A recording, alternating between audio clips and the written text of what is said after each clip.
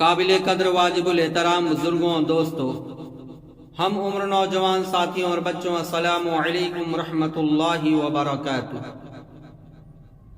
الحمدللہ نحمده ونستعینه ونستغفره ونؤمن به ونتوکل علیہ ونعوذ باللہ من شرور انفسنا ومن سیئات اعمالنا، من يهده اللہ فلا مضل له ومن يضلله فلا هادي له، ونشهد أن لا إله إلا الله وحده لا شريك له، ونشهد أن محمدا عبده ورسوله، أما بعد فأعوذ بالله من الشيطان الرجيم، بسم الله الرحمن الرحيم، يا أيها الذين آمنوا كتب عليكم الصيام كما كتب على الذين من قبلكم لعلكم تتقون، ایاما معدودات، فمن كان منكم مريضا او على سفر فعدة من ایام اخر، صدق اللہ مولانا العظیم وصدق رسوله النبی الامین المتین الکریم، ونحن على ذلك لمن الشاہدین والشاکرین والحمد للہ رب العالمین۔ آئیے ہم اور آپ مل کر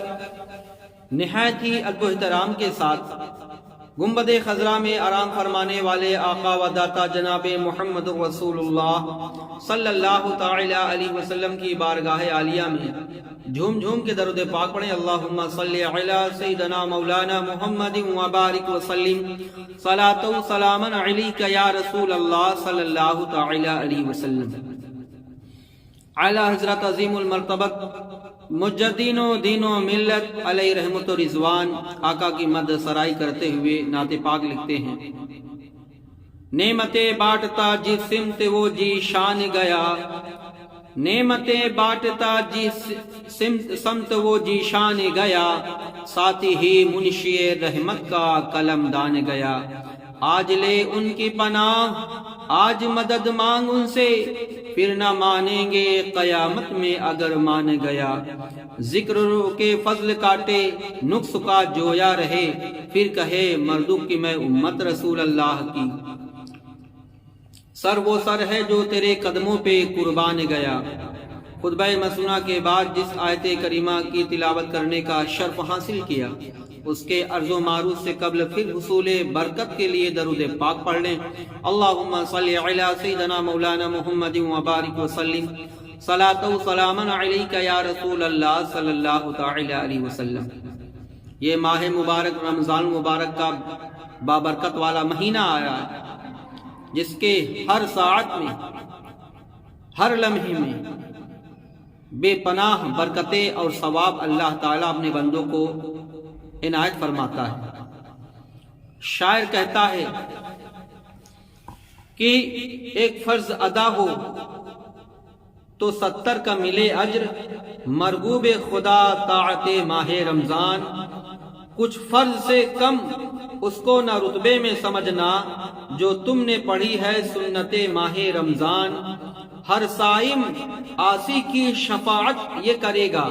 یعنی روزہ کل قیامت دن روزے دار کی شفاعت کرائے گا، روزہ رکھنے والے کی شفاعت کرائے گا۔ میرے آقا فرماتے ہیں دو چیزیں کل قیامت میں شفاعت کرائیں گے، من یشفعانی للعبد الصائم والقرآن، قرآن پڑھنے والا اپنے پڑھنے والے کی شفاعت کرائے گا، اور روزہ رکھنے والے کی شفاعت کرائے گا۔ تو شفاعت کیا کہنا، سبحان اللہ۔ ہر صائم عاصی کی شفاعت یہ کرے گا، کیا صلی علی حمت ماہ رمضان، ہو کر کے سپر آتش دوزخ سے بچائے، دن حشر کے یہ شفقت ماہ رمضان، قرآن کا نزول اس میں ہی اور شب قدر کا کیا کہنا، سبحان اللہ۔ قرآن کا نزول اس میں ہی اور اس میں شب قدر، کیا مرتبہ کیا عزت ماہ رمضان، رہتے ہیں فضو روز کی بو مشک سے ٹھہری، حقا کی بہت حرمت ماہ رمضان، لذت سے فردوس کے ہوں گے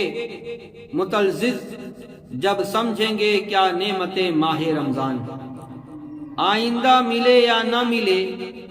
سمجھو غنیمت ان روزوں کو یہ صحبت ماہ رمضان۔ درود پاک پڑھنے اللہم صلی علی سیدنا مولانا محمد وبارک وسلم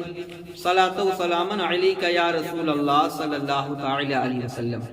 خطبہ مسنہ کے بعد جس آیت کریمہ کی تلاوت کرنے کا شرف حاصل کیا، اللہ تبارک و تعالی قرآن مجید فرقان حمید میں ارشاد فرماتا ہے،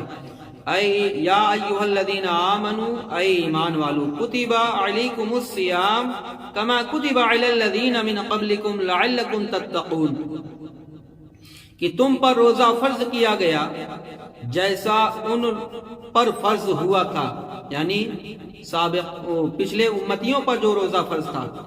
ان پر بھی روزہ فرض تھا، مگر اس کی نوعیت، اس کی قسمیں الگ تھی، جو تم سے پہلے ہوئے تاکہ تم گناہوں سے بچو، اور چند دنوں کا پھر تم میں جو کوئی بیمار ہو یا سفر میں ہو، او علی سفر او علی مرید سفر فعدۃ من ایام اخر، سفر میں ہو اور دنوں میں گنتی پوری کر لے، اور جو طاقت نہیں رکھتے وہ فدیہ دے، ایک مسکین کا کھانا، پھر جو زیادہ بھلائی کرے تو اس کے لیے بہتر ہے، اور روزہ رکھنا تمہارے لیے بہتر ہے اگر تم جانتے ہو۔ ماہ رمضان جس میں قرآن مجید اترا ہے، جس میں قرآن مجید اتاری گئی، اور ہدایت کو اور ہدایت کے لیے بہتر ہے اگر تم جانتے ہو۔ حق اور باطل میں جدائی بیان کرنے کے لیے تم میں جو کچھ یہ مہینہ پائے، جو کوئی یہ مہینہ پائے تو اس کا روزہ رکھے،